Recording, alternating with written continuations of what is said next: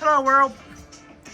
Patricia O'Connor and Frida Reba Dorsey here today on the Bonsai Balcony. It is this kind of a day. Kind of dramatic, kind of exciting. Yeah, kind of exciting to look at. So we're gonna roll with it. Yesterday's program was our first day to dry out after many days of rain. And in that program, I mentioned that the tree that was out there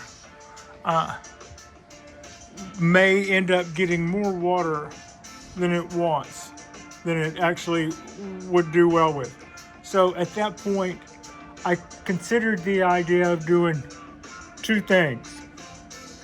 Bringing the tree down from that location down to here, where I have some say over how much water it gets, or two, wrapping the base in plastic, or both. So to that end, as Pat's been known to say, the Ponderosa, I moved it down. I did my calisthenics. I did some little stretches.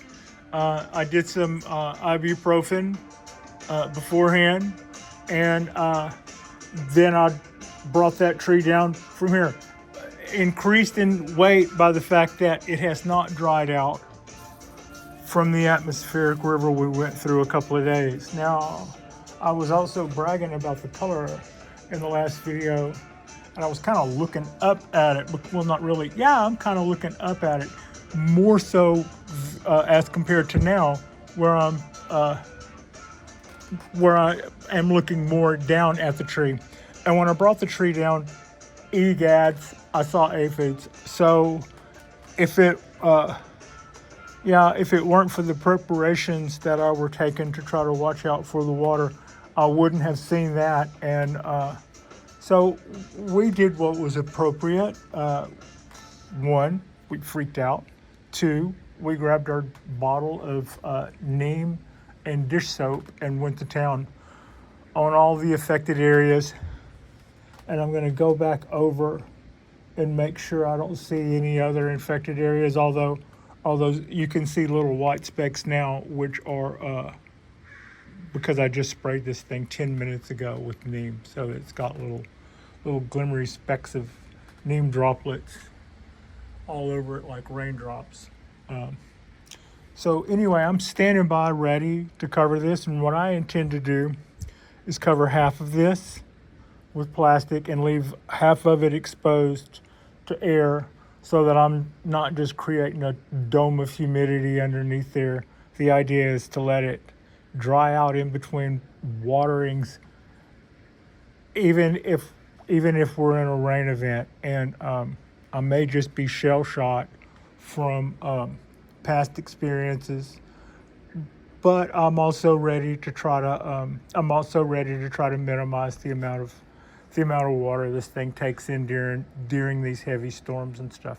Otherwise, I think our graft there, you can see our graft. It always had that little brown spot on top the minute I uncorked it. But other than that, you can see the needles are trying to come right on out of there, and they're growing long and strong, and they look to be doing well. The overall color of the tree is doing well. I have seen some old needles are starting to look a little battered, and I was curious to what extent I may already be seeing aphid damage. But I keep a fairly close eye on this tree. They only got away with being where they were because they were all at an angle that I couldn't really see them until that's literally it. When the tree was like this, I didn't see anything. And when I brought it down, I'm like, hey, wow, you guys were standing on the back side of all those needles and stuff.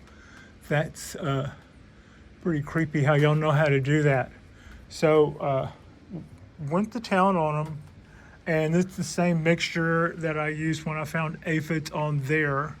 So, and I have been looking for those guys since I found it, and there, not, that's a living thing. It's not a there. That is a Chinese wisteria, which is defoliated, and we probably won't see a lot of foliage out of it until spring. But when we defoliated it, we saw that we had some woolly aphids, and mostly it was on stuff that was on its way out. I didn't see any healthy leaves that were getting socked or sapped, but it was time for them all to go anyway. So hopefully, and that also took care of it. So I felt comfortable about the way that was taken care of, and the way that worked out. So hopefully I will get the same results with this. I don't really need any problems. Also, in the back of my mind, it makes me worry because I have been the person who goes by the adage that the best thing you can do to keep aphids or something like that at bay is to have a healthy tree. So, I've got to wonder if, it's been through a lot of changes. I know that. And I also know that at this time of year, it should be, in the other 100 years or whatever it's actually lived before this, it would have been well and truly long dormant by now. So, that is, that's a concern. But to that end, we also have grafts on there that seem to be thriving and doing well. And hopefully they are our future, and the tree will take over with those grafts. And those grafts would just as soon, those grafts being Japanese black pine, they would just as soon be hanging out here on the coast like they are doing, and they would just as soon be thriving this time of year like my other pines tend to do. So, I have also been concerned about my smaller pines. I brought some of those guys in so I could keep a better eye on how much, I don't want them to stay flooded in between all of this. So, it's kind of a deal, but we're also kind of on top of it. For instance, knowing that this rain event was coming, I watered this tree and then said, this will be the last time I'll water the tree, probably between now and the time that we start getting heavy rains. And so the next day I checked the tree, and it looked like it was about ready to be watered. In other words, there was still moisture in there. I could have waited. If I were going to go to work and it were a dry day, I would have watered. But I wasn't about to go to work, and it wasn't going to be a dry day, so I didn't. I said we were going to be seeing a lot of water by tonight, so I'm just going to hold off and let tonight be it. I'm glad I did, because that ended up being the next 3 days. So the difference between not drying out for 4 days instead of 3 days was just kind of trusting in the weather that one time and having that work out. Now, they're saying that this dry spell that we're having now will be over tomorrow. Looks to me like I should probably be ready for now, though. That could be something, if not this time, maybe next time. And we'll be seeing that roll in and out between now and tomorrow. So with that in mind, I brought the tree down, and I've taken preparedness, and then, like I said, I saw aphids, which kind of like, that kind of got my attention.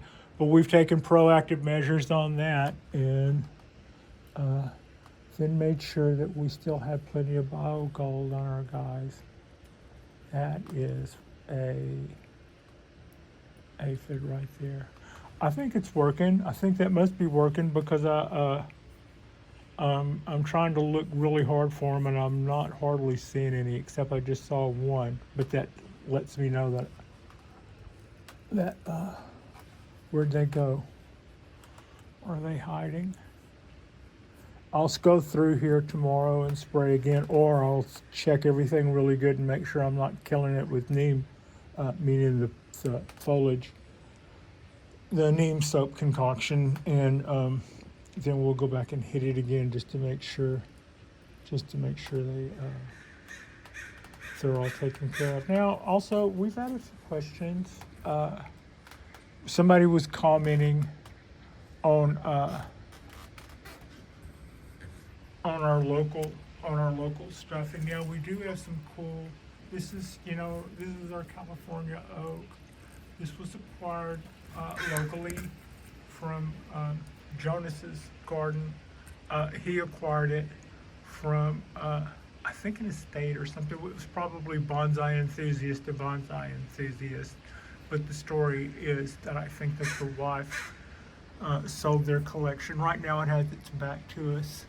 And this crow here who was just talking to us was letting me know that he would probably like those peanuts mixed to that bowl of water, but we're kind of using his hangout as a set at the moment.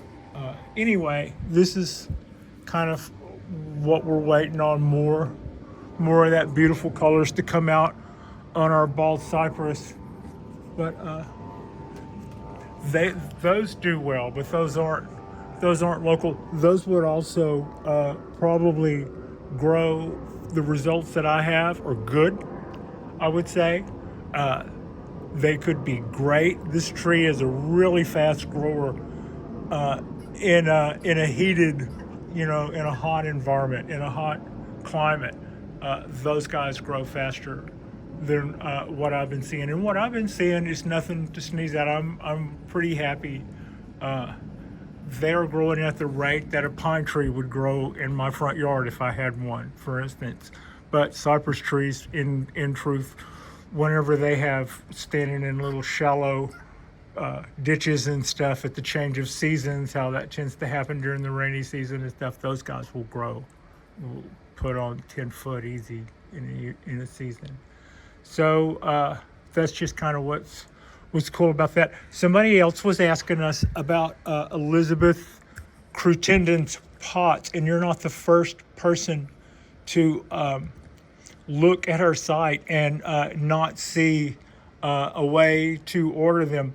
The last time this came up, I met this is Elizabeth Crutendon with Hanada Ceramics. One of our viewers was asking how they would get some of her works in the States. That has come up before, and the last time I was able to hook them up, or they were able to hook themselves up with Elizabeth, just exactly the way you did, through our comment section. So Elizabeth, there's someone who commented in our last video about the atmospheric river. I think the name, about our atmospheric river. I think it was called We Saw a River in the Sky. Who in that video in the comment section was asking about some of your wares. And also, I hope you are well. So yeah, I would also be inclined to agree, on her work. It is beautiful, and I love the way she does her pots. And the other thing, pine needles do have the coolest texture.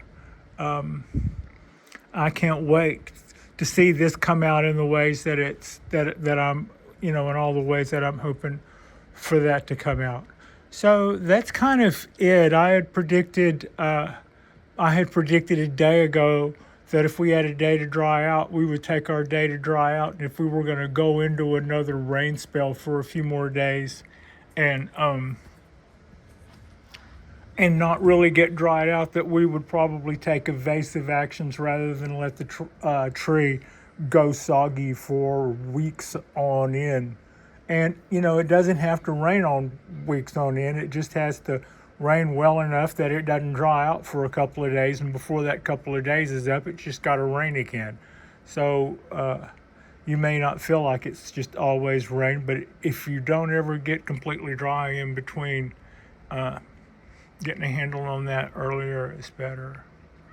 So that's just kind of what's going on there. The color of these cypress trees is getting more beautiful by the day, and I'm letting our oaks grow out. This one and this one. You can see where we prune the tips on on our coastal, but we kept the length on those guys, and that'll kind of hold their length at bay while hopefully causing them to keep their back button possibly, and or retain a lot of that.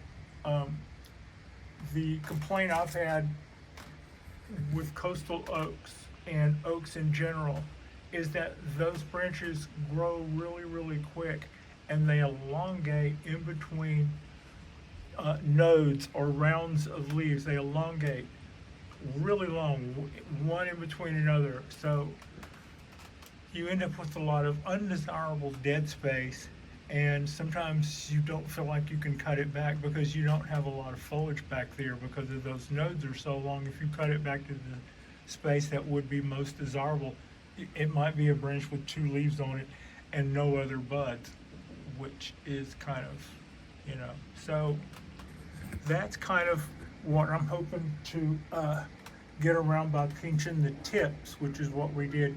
We didn't actually pinch the tips. Pinching the tips would be, thumb and finger. What I did was cut the tips out with my scissors, and as somebody pointed out, yes, my wire cutters too. I don't have a problem using wire cutters as printers. It wouldn't have been that necessary on that tree because it doesn't have any wire on it. But on something that has wire on it, it's probably a good idea to go through and prune with your bolt cutters or your wire cutters so that you don't damage your scissors with wire or damage the foliage removal wire. If you're going to cut that off, just cut it off and then remove the wire from the part you cut off. And that's our little helpful Eloise. It's just a different look seeing this tree without with its back to us. We're not seeing the hollow feature in there. This is a 40-year-old, I believe, 40-something-year-old, 42, 43-year-old coastal California oak, and the second or third person to have this tree, and I feel really honored to have it. We had a huge situation of some kind of horrible dieback a couple of years ago, so we went at it and just chopped back until it stopped turning black, where we were, we would cut it back to a place, and then the next day that place would be black, and we would cut that back, and then the next day the next part would be black, and then we would cut that back and go, quit already. And that's when we learned about systemics, which we are a big believer in. I usually give those twice a year. It might be in your future, although you would have gotten your systemic treatment in July like everybody else. Like and subscribe if you guys haven't already. Our next drop will be, let's see, are we going to do something for Thanksgiving? That will be my next time opening and stuff to do a show. Yeah, we might. Frida always gets a little frisky if we're not maintaining some sort of shooting schedule. So I appreciate you. She appreciates you, and the crows appreciate you. And thank you all so much for watching.